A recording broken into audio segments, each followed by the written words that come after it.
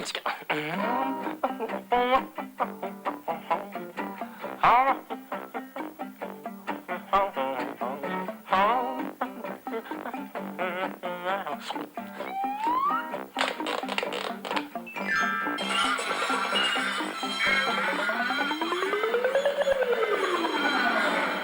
Hej.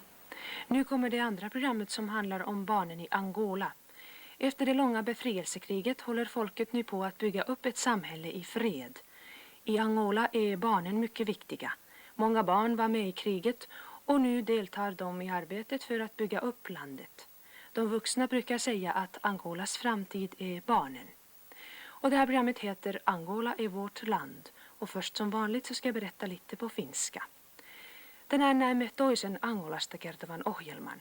Maassa sodittiin monta vuotta, mutta noin 3 vuotta sitten Angola itsenäistyi ja silloin aloitettiin maan kehittäminen ja jälleen rakentaminen.